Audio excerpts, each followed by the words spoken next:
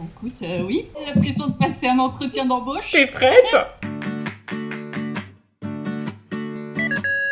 Bon, ça me fait trop plaisir qu'on se retrouve comme ça. C'est un peu le format idéal parce que comme on est toutes les deux, d'une part confinées et d'autre part confinées à quelques centaines de milliers de kilomètres. Une flaque nous sépare. Exactement, un petit océan. Finalement, c'était plus simple. Bon, ça va, ça se passe comment chez toi? Confiné. Oui, hein. Pas plus que chez nous, quoi. Pas plus que chez vous. Ça continue chez nous. Vous, je sais que c'est open bar un petit peu plus, mais nous... Oui, tranquille, hein, quand même, hein. Open tranquille. Ouais, Bon, pour ceux qui connaissent pas Emma Dolly, donc de son prénom... Emma. Et voilà, il n'y avait pas de grande difficulté. Créatrice de contenu depuis quoi, 7 ans, c'est ça, maintenant? Oh oui, là, c'est un dinosaure, là, oui. 2012. Elle en a vu passer sur les internets. Des vertes et des pas mûres. Exactement.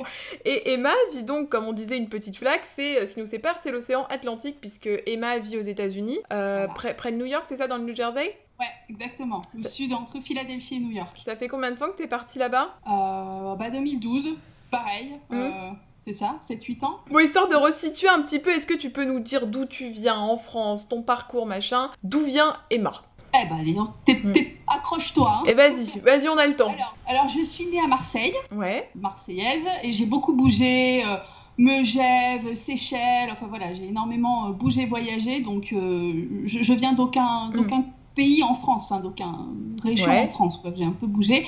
Et niveau travail, j'étais agent immobilier avant de venir aux États-Unis, mais j'ai fait des études dans le graphisme. Voilà, j'ai pas tellement de trucs bien suivis, tu vois, je suis un peu tout et n'importe quoi, on va dire. Et au niveau de ton cadre familial, t'as grandi, t'as des frères et sœurs, c'était comment? Non. Je suis fille unique. Ils ont déjà tout donné avec le spécimen, donc ils n'ont pas pu en faire d'autres. Mais non, fille unique. J'ai vécu avec mes deux parents jusqu'à mes 6-7 ans, puis après séparation. Et puis j'ai un beau papa aujourd'hui qui est très bien, ma foi. Ouais. Très bien. Et ta scolarité, ça s'est bien passé? T'étais plutôt bien intégrée? T'étais quel genre d'élève, toi, quand t'étais au lycée ou même au collège? Pas trop d'histoire. Hein. Mais comme j'ai beaucoup bougé, si tu veux, j'avais pas de cercle d'amis très prédéfini, quoi. J'ai dû m'adapter à chaque fois, mais ça se passait bien. Oui, ni trop populaire, ni pas assez, un peu, tu vois, au milieu, quoi. Normal. Mais j'aimais pas l'école, donc... Et les études, tu les as aimées ou pas, à la différence de l'école? Non. Non, je trouve qu'on nous motive pas assez, on nous apprend pas tout ce qu'il y a... Il y a plein de métiers aujourd'hui que je connais et je me suis dit, tiens, si on m'en avait parlé quand j'étais au collège ou au lycée, je me serais peut-être dirigée vers des choses un peu plus... tu vois, un peu plus, avec plus d'études, quoi. Mais comme je trouve qu'on nous ouvre pas assez... T'as fait quoi comme bac, du coup? L. Ok. Et après le bac, donc c'était le graphisme? Ouais, après le bac, j'ai fait à la fac de langue pour apprendre l'anglais. Ouais. Une LEA, LCE. Oui, c'est ça, LEA, je crois, langue étrangère appliquée. LEA. Ouais, c'est ça. Voilà, et puis ensuite, je me suis dirigée vers le graphisme parce que je voulais faire de la pub. D'accord. Et t'as bossé en pub ou pas? Ou juste t'as fait des études? J'ai fait des stages. Ouais. Tu vois, des stages, mais bon, je sentais que ça allait être très compliqué. Et puis j'ai vu Stéphane Plaza à la télé, j'ai fait, tiens, dis donc. Bah oui. Il m'intéresse bien celui-là, et je suis allée postuler dans une agence, et puis on m'a donné ma chance, et puis j'ai travaillé 2 ans et demi, 3 ans en agence. Et ça te plaisait comme taf? Oh ouais. Ça c'était la base. Ouais. Qu'est-ce qui te plaisait là-dedans? Le contact avec les gens, tu leur cherches un appart, enfin je veux dire, c'est chez eux, quoi, tu vois, tu leur cherches pas juste des murs, c'est vraiment, faut qu'ils se sentent chez eux, puis la prospection, enfin c'est du commercial, mais c'est du commercial utile, tu vois ce que je veux dire? Donc t'es pas devant ton écran, t'es sur le terrain. Alors qu'aujourd'hui, finalement, ton job, c'est un peu d'être devant ton écran? C'est ça. Mais je serais pas aux États-Unis, tu vois, j'aurais pas fait de chaîne YouTube. Ouais. Donc, c'est parce que tu te sentais peut-être un peu seule que t'as créé une chaîne YouTube, ou c'était juste pour... Ouais. Non, c'est ça, c'est parce que j'avais pas de permis de travail en arrivant, et j'ai dû faire une demande qui a duré 6 à 9 mois. Et je m'ennuyais, quoi. Et ton mec, il travaillait ou pas à ce moment-là? Oui, lui, on est venu ici parce que lui a eu un job, donc bon, financièrement, tu vois, ça allait, j'avais pas besoin de trouver un boulot particulièrement, mais ouais, 6-9 mois d'attente à rien faire, c'est long. Quand tu sors d'un métier qui est hyper prenant comme l'immobilier, fallait que je fasse quelque chose, tu vois. Et si vous avez choisi de venir dans le New Jersey, c'était par rapport au boulot de ton mec, ou c'était pour... Non, c'est lui, ils ont ouvert, en fait, ils travaillaient dans une boîte en France et ils ont ouvert une boîte, un bureau, voilà. Ici. Ok. Donc, et vous vivez dans un appart ou dans une maison? Dans une maisonnée. Ah, mais madame est propriétaire? Oui, enfin, on a encore beaucoup à rembourser. Oui. J'ai le papayou, quoi, en gros, tu vois. Mais oui, on est propriétaire depuis un an et demi. Un an et demi, ouais. Ouais, donc vous avez vraiment envie de construire votre vie ici, l'objectif c'est ça ou maintenant que t'es installé, t'as envie de continuer ici quoi? On se sent bien, on s'adapte, on aime bien, on est bien. Et c'était quoi ton niveau d'anglais quand t'es arrivé ici? Non, ça a été. Les langues, ça a toujours été mon truc, c'est pour ça que j'ai fait littéraire, donc ça allait. J'avais un niveau scolaire, mais on apprend très très vite en fait, avec les séries, les gens qui parlent, en 6 mois tu commences déjà à parler quoi, donc non, j'avais un niveau correct. Est-ce que tu as senti des difficultés d'adaptation et d'intégration quand tu es arrivé? Comment est-ce que socialement tu fais pour t'intégrer dans un nouveau pays quand c'est quand même pas la même culture? Parce que la culture américaine, c'est quand même une culture qui est assez différente de la nôtre, bien que ça reste quand même occidental, mais c'est pas... Il y a beaucoup de points qui diffèrent, quoi. Comment tu fais pour t'intégrer? Moi, j'ai la faculté de m'être adaptée énormément. Tu sais, comme j'ai beaucoup voyagé, j'ai habité aux Seychelles, c'est quand même une île paumée, c'est tout petit. Donc, j'ai toujours réussi à m'adapter. Donc, moi, j'ai pas eu... Grand problème. Les gens sont très différents, les amitiés sont très différentes, ils sont très amis tout de suite et puis après ils te parlent plus pendant 6 mois et c'est pas grave, tu vois, faut s'adapter. J'ai toujours mes amis en France qui sont mes vrais amis et puis ici on s'adapte, c'est marrant, mais quand on est vraiment dans le pays, on fait même plus attention, tu vois, à ces différences. On les voit que quand on rentre en France en fait, mais sinon on s'adapte super vite. Là t'as des amis du coup ici, t'arrives à créer du lien avec des gens? Non, j'ai des connaissances. Après, les amis, non, c'est uniquement les gens que je connais depuis longtemps en France. Mais ici, j'ai des gens avec qui je m'entends très bien. Les soirées, c'est cool et tout, mais tu vois, ça va pas plus loin, quoi. Mais du coup, comment vous faites pour, par exemple, les soirées? C'est quoi? C'est des voisins? C'est des gens que tu rencontres au sport? C'est quoi? Ou les collègues de Jérémy, ou les gens au sport. Je m'entends très bien avec un prof de sport, il fait des soirées et tout. Donc, tu vois, en fait, petit à petit. Hein. Mais il n'y a pas vraiment ce truc d'amitié. Je peux pas les appeler à 3h du matin, quoi. Tu vois, d'accord. Ils sont très sympas sur le coup, mais après, tu sais pas trop ce qu'ils pensent. C'est américain, quoi. Ouais. Et pour venir aux États-Unis, vous vous êtes mariés ou pas? Il n'y a pas une histoire de mariage c'est marié exprès. Hein. Oui, c'est ce que j'allais dire. C'était un mariage un peu express aussi. Express, quoi. Ouais, express. Ouais. C'est vraiment, on a eu 3 membres de la famille. C'était à la mairie et puis basta. Quoi. Ouais, pas de grosse soirée. À se marier. Non. Mais après, on était ensemble depuis déjà 6 ans. Hein, donc, bon, tu vois, c'était pas... Et ça fait longtemps quand même que t'es avec ton chéri, là. 14 ans, hein, le bazar. Hein. Madame, 14 ans. Mais c'est un de tes premiers amoureux, alors, hein? Oh non. Ah, elle a vécu. Elle a vécu, non. Oui, non. Non, mais c'est vrai qu'on s'est rencontrés vers 20 ans, quoi. Ouais. Ah oui, 20 ans, effectivement. Ah ouais, j'ai 33 ans. Je sais que t'as du mal à... non, mais tu fais jeune, hein. Ouais. Et vous avez envie de faire un gros mariage un jour ou juste rester comme ça et pas forcément refaire de trucs, quoi? Non. Ouais, on n'a pas trop de... Non. Et... Parce que tu disais tout à l'heure, je te disais tout à l'heure, peut-être que tu as rencontré des gens au sport et tout. J'ai vu sur ta chaîne que tu faisais beaucoup de sport. À quel moment c'est venu ça dans ta vie, le sport? Bien avant YouTube, bien avant tout ça. Hein. Je suis montée à Paris en fait, pareil pour suivre Néo qui avait un boulot et tout. Donc je suis allée à Paris et puis pareil, il faut trouver un boulot. Toi tu sors de l'école, c'est pas simple. Donc j'avais besoin d'activité et en fait je me suis lancée, me suis inscrite à une salle de sport et puis voilà, j'ai trouvé un sport qui m'a plu. C'est le body combat, c'est un truc, ça me défoule, ça me fait du bien et depuis plus de 10 ans, même 12 ans maintenant, je fais du body combat. T'en fais combien de fois par semaine? 3 fois, 3-4 fois. Ouais quand même, tu vas quand même t'entraîner beaucoup. Hein. Ouais, mais après c'est vraiment du psychologique, tu vois, je suis pas là pour essayer de me construire un corps. Oui. Voilà, tu vois, d'ailleurs sur ma chaîne je suis pas du tout dans ce truc là à montrer, sur Instagram je me montre pas particulièrement, enfin tu vois, c'est pas mon truc. Ah là pendant le confinement là c'était le festival du sport. Oh là là, tout le monde s'est mis au sport. Ah ouais. C'était, mais les stories il y avait que ça. Et ça ressemble à quoi alors une de tes journées type? Qu'est-ce que fait Emma Dolly dans une journée? Elle se lève, elle va faire pipi. Bien sûr. Non, mais j'appelle beaucoup mes parents. Ça, c'est vrai que ça me prend au moins 1 heure par jour parce qu'avec la distance, tout ça, très important d'avoir mes parents au téléphone.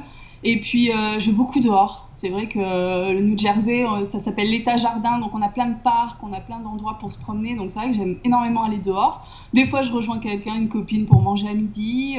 je vais faire mon cours de sport, je travaille un peu mes vidéos quand même, hein, même si c'est pas... Parce que t'en sors, c'est 2 par semaine à peu près de vidéos que tu en sors. Ouais, mardi et vendredi. Donc voilà, ça me prend pas énormément de temps, mais des fois j'aime bien aller fouiner un peu dehors, ce que je peux trouver et tout. Donc une journée assez simple, hein, je suis pas stressée, hein, on va dire. Bon bah c'est bien. Donc aujourd'hui, on peut dire que youtubeuse, créatrice de contenu, c'est ton métier à plein temps. Oui. Est-ce qu'à un moment donné, t'as fait un taf pour compléter, ou quand t'es arrivée aux États-Unis, t'as directement bossé sur YouTube Alors j'ai commencé YouTube, mais en 2012, il n'y avait pas toutes ces histoires de monétisation encore. Hein. C'était moins... On savait pas trop qu'on pouvait gagner de l'argent, donc moi j'ai commencé ça comme ça parce que j'adorais le théâtre, la vidéo et tout, donc j'ai commencé à faire ça vraiment sans me poser de questions. J'ai fait un petit boulot à côté chez Bath & Body Works. Ah, les bougies et les gels antibactériens, si précieux en ce moment. Voilà, c'est ça. Donc j'ai travaillé un petit peu là-bas, mais en fait au bout d'un moment, ma chaîne me rapportait plus d'argent que ce boulot-là. Donc au bout d'un moment, j'ai laissé... Enfin, ça me prenait même de l'argent d'aller travailler avec l'essence et tout. Donc en fait, j'ai gardé que YouTube. Parce que quand tu dis que ta chaîne te rapporte de l'argent, aujourd'hui, pour expliquer un petit peu aux gens, tu gagnes de l'argent avec la monétisation de tes vidéos. Et c'est le revenu YouTube qui te permet de vivre à l'heure actuelle. C'est ça. Ok. C'est ça. Et je travaille avec une agence. Oui, c'est ce que j'allais te demander. Si t'étais en agence ou en network. Qui gère uniquement mes revenus YouTube. Après, au niveau des partenariats, j'aime quand même être assez seule. Je fais très peu de partenariats. J'aime pas trop les placements de produits. J'en ai, je crois, jamais fait sur ma chaîne. Pareil sur Instagram et tout. C'est un choix de ne pas vouloir avoir de placement de produits. Par contre, des collaborations, tu vois, avec des marques où on me dit il faut que tu nous trouves un concept de vidéo. Là, me faire rémunérer pour ça, tu vois, c'est autre chose. J'accepte. Mais il faut vraiment que le concept, je le trouve, que ça m'inspire, voilà. Donc je gagne quand même principalement ma vie par la monétisation de mes vidéos, mais très très peu par les partenariats ou les placements de produits, puisque j'en fais pas des placements de produits. D'accord, quand tu dis que ce qui t'intéresse, c'est de trouver un concept autour d'une vidéo, c'est-à-dire que ce que tu n'as pas envie de faire, c'est par exemple d'arriver et de dire « Dis donc, il y a Maison du Monde qui m'a envoyé leur super tasse, vous avez moins 20% avec mon code PIGEON20 ». Mais par contre, si Maison du Monde veut que tu fasses un contenu autour de cette tasse, tu peux faire un DIY, comment faire une tasse, par exemple, quoi. C'est plus, créer un contenu autour de la marque et pas simplement la placer. Exactement. Je trouve pas que j'ai de la légitimité à placer un produit, à me faire payer pour, parce que généralement, le produit, il faut en vanter les mérites et je veux pas avoir cette pression-là, tu vois. Moi, un produit, si je le monte, c'est parce que j'aime bien et je veux pas avoir cette pression de l'argent derrière, tu vois. D'accord.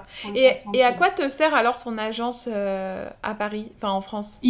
Il place juste des bonnes publicités sur mes vidéos pour que ça me rapporte peut-être un peu plus que ce que YouTube fait, tu vois. D'accord. Parce que, comment on appelle ça ? C'est quoi la monétisation chez YouTube ? AdSense, voilà. Et donc ça, ils prennent un pourcentage sur ton revenu YouTube pour te faire ça. Ok. Exactement. Et donc sinon, tu travailles seule, t'as pas d'assistante, y a personne qui t'aide pour rien. Au début, dans cette agence, j'avais quelqu'un qui s'occupait de moi, de m'apporter des OP et tout, mais bon, voilà, rapidement, tombé le truc. Et en termes de YouTube, est-ce que tu consommes beaucoup de vidéos ? Est-ce que t'aimes regarder la plateforme ou juste, voilà, t'aimes bien poster et pas forcément regarder 10 000 vidéos, 10 000 vidéastes, quoi ?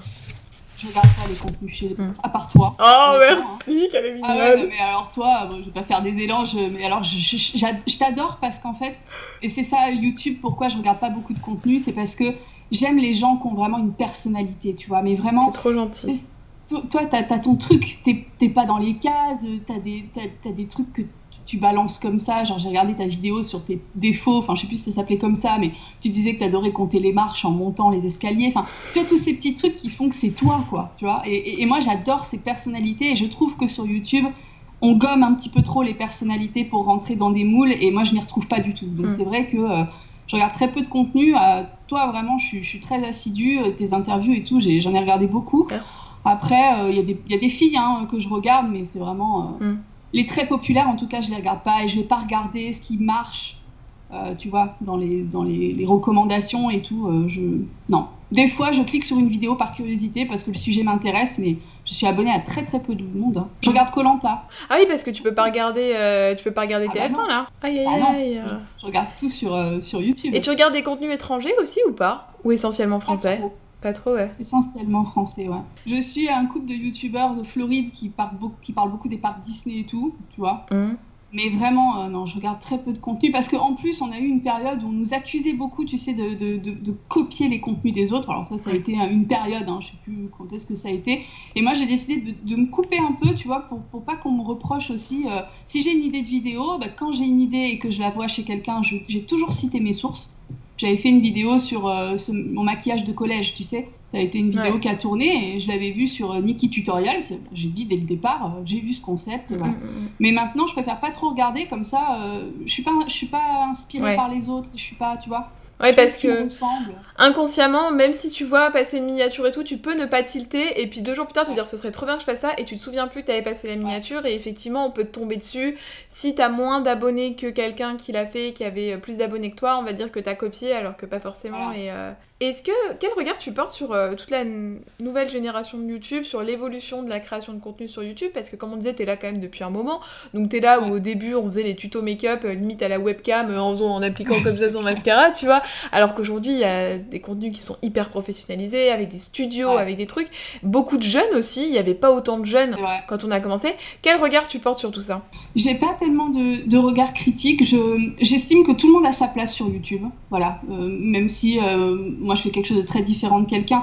La nouvelle génération, je pense à Léna Situation, en plus j'ai vu l'interview que tu as fait avec elle, c'est vraiment quelqu'un d'hyper frais, tu vois, je trouve, qui vraiment se pose pas de questions sur grand chose, elle fait son truc, elle assume son truc, donc tu vois, j'aime bien. Ouais, j'estime qu'il y a de la place pour tout le monde, mais faut que les gens assument un peu, et ce qui me dérange un peu par rapport à avant, c'est qu'avant on avait un peu cette insouciance, tu vois, se dire je fais des vidéos parce que c'est cool, j'aime bien avoir les gens qui discutent sous ma vidéo, et ça s'arrêtait là. Aujourd'hui, il y a tout le côté argent, business, produits gratuits qui est rentré, donc forcément on voit une différence. Hein. Toi, t'arrives encore à te protéger de tout ça et à rester un peu loin de la pression des chiffres, de la pression des... Ou tu l'as jamais ressenti cette pression-là? Non, jamais. Et pour être honnête, je pense que chacun a le choix de faire ce qu'il veut. Voilà. On n'est jamais forcé d'accepter un partenariat, jamais. Hello Body, ils sont venus me contacter je sais pas combien de fois. Ça aurait été très simple d'accepter. J'ai dit non parce que ça ne me ressemble pas, ça ne me plaît pas. Je connais ma communauté et je sais qu'on en entend beaucoup parler. Voilà. Et j'estime qu'on est forcé à rien. Voilà. Donc si jamais on a envie de faire du chiffre et des vues, il faut l'assumer. Voilà, moi je fais YouTube parce que j'ai envie de faire de la vue, j'ai envie de gagner de l'argent. Et du moment que c'est assumé, j'ai envie de dire, il n'y a pas de problème, quoi. Mais on est forcé à rien. On a vraiment le choix de décider tout ce qu'on veut. Quand on commence un partenariat, il y a un contrat, s'il y a des choses sur lesquelles on n'est pas d'accord, on peut négocier, quoi. On peut tout discuter. Ouais. Oui, j'ai un peu de mal à comprendre les gens qui se lancent dans des vidéos et puis qui viennent vous voir 6 mois après pour vous dire j'étais pas moi, je m'excuse, j'ai fait ça. Non, t'es libre de ta chaîne, à moins que t'aies signé avec un gros groupe qui t'oblige, mais à ce moment-là, c'était au début qu'il fallait réfléchir. Voilà, si tu veux pas être contraint, tu ne signes pas des contrats qui vont te contraindre. Voilà, à moins que ton leitmotiv ce soit l'argent et les vues. Et à ce moment-là, il n'y a pas de problème. Mais il faut l'assumer. Est-ce que tu t'imposes, comment dire, un certain, dans ton contenu, à être, je te trouve toujours d'humeur très égale, toujours joviale, toujours sympa. Est-ce que c'est un truc que tu t'imposes un petit peu aussi, en te disant, bon bah, moi je produis du contenu, j'ai envie que ce soit un contenu positif. Si je suis pas de bonne humeur, si je suis pas bien, je poste pas ou... Alors non, enfin, j'ai fait que 2 vidéos par semaine exprès pour ça. C'est-à-dire qu'il y a des jours, je filme. J'ai envie de sortir mes 2 vidéos parce que j'aime bien ce rythme-là, j'aime bien parler avec les gens. Mais je peux très bien filmer ma vidéo du mardi, le samedi, le dimanche, le mercredi. Enfin, je veux dire, j'ai quand même beaucoup de jours dans la semaine pour pouvoir filmer mes 2 vidéos. Donc, s'il y a un jour où j'ai pas envie, bah, je le fais pas. Puis je le ferai un jour où ça va mieux. Mais je suis quand même généralement d'humeur très égale. Hein. Je suis pas quelqu'un de... Ouais, c'est un peu ma personnalité. Je suis pas trop... J'ai pas trop de moments où ça va pas du tout. Hein. Je suis assez heureuse dans ma vie. Donc, t'es bien dans tes pompes, tu filmes quand tu veux, quoi. C'est quoi ta catégorie de vidéos préférée sur ta chaîne? Parce que toi, t'es très... J'adore parce que ta chaîne, elle est bien rangée. Moi, je suis un peu maniaque et j'aime bien parce que je sais que le vendredi, je vais avoir les plus du vendredi. Je sais que là, je vais avoir le Zoom. Je sais que tout est bien rangé, tu vois. C'est vrai, mais c'est aussi les gens qui ont imposé ça parce qu'ils aiment bien avoir ce... Il y a des vidéos qu'ils aiment retrouver, tu vois, les produits terminés que je fais en balançant les produits dans le basket, là, les gens me la réclament tout le temps, cette vidéo, alors que moi, je me dis, ça va peut-être saouler un peu les gens, tu vois. Mais en fait, non, tellement ils réclament ces vidéos-là que, bah oui, j'en arrive à avoir un planning de vidéos qui est un peu, qui est comme ça, qui est un peu calé. Mais moi, ça me va bien parce que moi, j'ai pas trop à réfléchir. Je fais ce que j'aime. Voilà, j'ai jamais fait une vidéo que j'aimais pas ou quoi. Hein, donc, Au niveau du planning, tu t'organises comment? Est-ce que t'as vraiment tout planifié, genre un mois à l'avance? T'as combien d'avance à peu près? Non. Oh non, mais des fois le matin, je sais pas ce que je vais faire. Hein. Ah oui. Non, parce qu'il faut que il faut que je sois dans le mood du moment. D'accord. Voilà. Si j'ai envie de parler de cuisine, je parle de cuisine. Si j'ai envie... Des fois, je me lève, j'ai prévu de faire une vidéo la veille, je dis tiens, je vais filmer ça demain, puis en fait, je filme pas du tout ce que j'avais prévu. Mais je n'écris pas mes vidéos, donc c'est très facile. C'est de la totale impro, donc je peux me permettre de faire un peu... Mais j'allais te demander, est-ce que t'as des petits tips quand même pour l'inspi? Est-ce que tu vas voir certains sites qui pourraient t'inspirer? Tu sais, il y a des sites genre Reddit où t'as des sondages, des machins, où vraiment c'est dans ta tête, d'un seul coup ça pop et tu te dis tiens, si je faisais une vidéo sur ça. Généralement ça pop. Après, effectivement, comme on est sur les réseaux, je m'inspire quand même beaucoup des astuces TikTok, tu vois, ces trucs comme ça. Forcément, puis il y a des gens qui m'envoient beaucoup de messages pour me dire est-ce que tu pourrais tester ça? Ouais. J'ai vu ça sur Instagram, donc tu vois, ça m'apporte aussi pas mal de contenu. Mais non, la dernière fois, je suis tombée sur une vidéo Pure Break, tu vois, où c'était des gens de télé-réalité, c'était Rim et Vincent, je crois, attention, hein, une grande culture. Big up. Big up. Et c'était tu préfères, qui est le plus comme ci, comme ça dans le couple. Et ben, j'ai repris le concept sur ma vidéo et j'ai cité que j'avais vu ça sur la chaîne Pure Break avec Rim et Vincent, et voilà, il n'y a pas de souci en fait. Oui, non, mais de toute façon, quand c'est assumé, il n'y a pas de... Voilà. Il n'y a pas de souci, tu vois, donc effectivement... Et donc, tes abonnés, quelle est leur catégorie de vidéos préférée? Est-ce que tu le sais ou pas? Oh, les LPDV. Ouais. Ça, pour expliquer un peu le principe, les LPDV, pour ceux qui découvrent Emma, ça s'appelle les plus du vendredi, où en gros, Emma, sur sa chaîne, tous les vendredis, tu testes essentiellement quand même, c'est surtout du test de produits. Ouais, donc ça, c'est la catégorie préférée de tout le monde, quoi. J'ai l'impression, mais après, j'ai une communauté qui est vraiment hyper sympa. Ils sont toujours très, très ouverts à ce que je propose. Puis quand ils aiment pas, ils me le disent, mais c'est très bien fait. C'est très... voilà, on aime moins ça parce que c'est moins toi. Ou voilà, et il n'y a pas de problème, quoi. En fait, j'ai envie de dire, sur YouTube, il n'y a pas de problème. Voilà, oui, ils sont très bienveillants. Même sur Twitter. Et sur Twitter, ça peut être très très dur. Sur Twitter, il y a quand même des hashtags qui tournent sur des grosses youtubeuses, qui sont alimentés tous les jours par des gens qui critiquent ce que font telle ou telle youtubeuse, que ce soit en positif ou en négatif, bien sûr. Mais toi, ton hashtag ou les gens qui parlent de toi en te citant ou en te mentionnant, c'est toujours extrêmement positif. Là, j'ai fait tout le fil Twitter depuis des mois, j'ai pas vu un truc négatif. Il y a que du positif et c'est l'image que tu envoies. Est-ce que tu sais à quoi c'est dû? Est-ce que tu penses que c'est aussi dû au fait que tu fasses peu de partenariats qui jouent aussi là-dessus? Non, je pense que c'est juste je peux me regarder dans une glace tous les matins. Voilà. J'ai jamais pris ma communauté pour des cons. J'ai jamais menti, j'ai jamais fait passer des choses, je me suis jamais changé ma personnalité. Du début de ma chaîne jusqu'à aujourd'hui, j'ai rien que je regrette, j'ai rien où je me sens pas bien vis-à-vis de mes abonnés. Et je pense que c'est cette honnêteté, en fait, qui fait que les gens me font confiance aujourd'hui. Là, j'ai fait un concours sur Instagram avec la marque Polar. Ouais. C'est la première fois depuis j'ai Instagram que je faisais un concours. J'étais pas à l'aise avec ça. Le concours me dérange sur Instagram. Ça m'a dérangée. J'en ai parlé sur Snapchat. Parce que voilà, j'ai dit aux gens que j'avais envie de leur faire gagner un produit. C'est uniquement pour ça que je l'ai fait. Mais j'étais pas à l'aise et je pense que je referai pas de concours. Et tu vois, les gens ont été hyper bienveillants. Ils discutent avec moi. Ils sont là, mais non, mais de toute façon, on te fait confiance. Si tu l'as fait, c'est que tu pensais que c'était bien. Et j'ai toujours ce côté-là bienveillant parce que je pense que j'ai toujours été honnête et que ça se ressent. Voilà. Les gens pas honnêtes, on a beau dire ce qu'on veut, ça se voit. Et tu peux pas. Puis je pense que tu peux pas tenir sur la longueur. Encore plus toi qui es là depuis 7 ans, à un moment donné, ton visage ressort, alors que toi, quand on regarde tes vidéos, il y a une vraie linéarité. La seule chose qui change, c'est peut-être le cadre, le pays et la caméra. Mais en soi, il y a les mêmes intonations, il y a les mêmes mimiques, il y a la même façon de parler. Tu peux pas, je pense, quand tu sors 2 vidéos par semaine, te mentir à toi-même et mentir autant... mais d'où les vidéos dont on parlait tout à l'heure, des gens qui se sont un petit peu perdus dans leur contenu, qui voulaient absolument coller aux tendances et quitte à se perdre en fait. Mais c'est pas grave en fait, que les gens aient envie de coller à une tendance, c'est pas grave, mais il faut que ce soit assumé. Voilà. C'est dire j'ai eu envie de faire ça parce que c'était tendance et je vous l'avoue, les vues en ce moment, moi ça me pèse, voilà, de pas faire autant de vues, ça me pèse de ça. Et de juste parler à sa communauté, voilà, être transparent. Et évidemment, il y a des gens qui vont critiquer, ouais, mais nana, mais Je veux dire, quand tu assumes vraiment tout, c'est très difficile de critiquer les gens. Hein. Le mauvais, tu le gères comment? Les mauvais commentaires quand il y en a? J'en ai pas. T'en as pas, ouais. Ouais, donc vraiment j'ai des fois pétasse. Ouais. Oui, mais voilà. ça glisse, ça. Ouais. Voilà, tu vois. Mais après, les gens qui nous disent des choses négatives, si à un moment il y a beaucoup de choses qui reviennent un peu négatives, il faut aussi se remettre en question et se dire tiens, pourquoi? Soit c'est moi le problème, mais normalement si t'es droit dans tes bottes et que tu sais pourquoi t'en es arrivé là et tout, t'arrives rapidement à analyser que finalement c'est pas toi. Et ça arrive aussi que les gens qui te suivent depuis par exemple moi 2012, eh ben, ils sont plus en phase avec ce que je fais. Oui, c'est toujours pareil, tu fais toujours des produits terminés, ça m'ennuie, tu ouvres toujours tes glam bags, ça m'ennuie.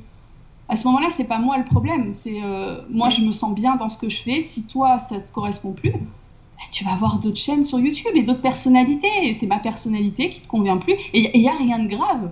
Enfin, je veux dire, moi je suis pas là à vouloir accrocher les gens, hein. Je suis qui je suis, et puis si ça vous plaît, vous acceptez, si ça vous plaît pas, il y a plein d'autres gens. Allez voir Alix Grousset. Venez, moi je vous accueille. Voilà, sympa, et puis voilà.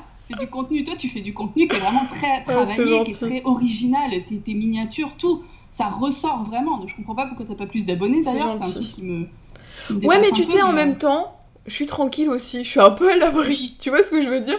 J'en ai juste assez pour que ça me permette aussi, moi, de vivre un peu sur Insta et tout, tu vois, tranquille. C'est pas une raison pour venir m'insulter, hein, voilà, ce n'est pas un appel à l'insulte.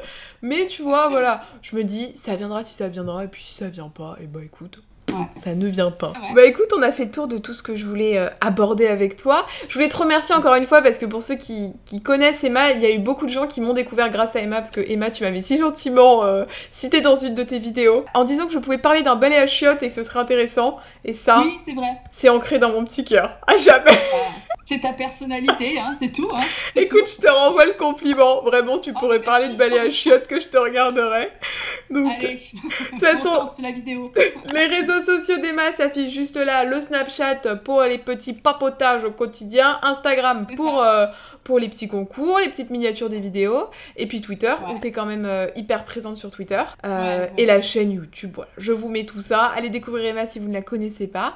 Merci mille fois d'être venue et d'avoir fait cette petite interview avec moi. Nous, on vous fait des très très gros bisous, et on vous dit à bientôt. Ciao!